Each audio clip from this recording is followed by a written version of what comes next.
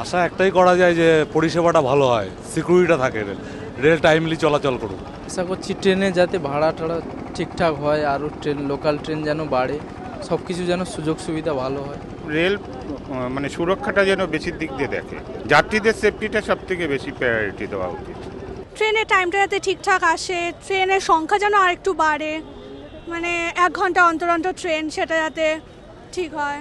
মহিলাদের নিরাপত্তা মানে সেফটি, মেয়েদের জন্য একটু সেফটি কিছু করা উচিত, যাতে 8 ঘন্টা পর পর ট্রেন দেওয়া উচিত বা সিকিউরিটি দেওয়া উচিত কিছু। রেলের যেটা যেটা এখন হচ্ছে, ইদানিং হচ্ছে, সেটা মেয়েদের জন্য একটু সেফটি দেওয়া উচিত। প্রথমে তো একটা মেয়ে হিসাবে আশা করব যে একটা যে মেয়েদের যে সুরক্ষাটা সেটা যেন আরেকটু ভালো করা হয়।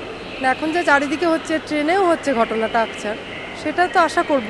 ভাড়া বলতে ভাড়া বাড়াটা তো দরকার, কেননা যেহেতু ধরুন অনেক ঘাটতি বলছে। আমি এটাই এক্সপেক্ট করি যে রেলের ভাড়া বাড়ুক, তাতে কোনো ক্ষতি নেই, কিন্তু রেলের পরিষেবা যেন ভালো হয় এবং রেলের যে বিশেষ করে রাজধানী এবং দুরন্তর যে খাবারের যে কোয়ালিটি এত ডিটোরিয়েট করেছে, তাতে আমরা মোটেই সন্তুষ্ট নয়।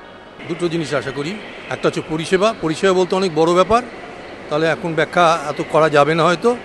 পরিষেবা বলতে অনেকগুলো সুখ স্বাচ্ছন্দ্য অনেকগুলো আছে, তো মানে সেফটি, খাওয়া দাওয়া অন্য ব্যাপার। আর একটা হচ্ছে এই অ্যাটলিস্ট এই মান্থলি টিকিট হোল্ডারের উপর থেকে যেন কনসেশনটা না তুলে নেওয়া হয়, যেটুকু সুবিধা আছে এক্সিস্টিং সুবিধাটা যেন থাকে।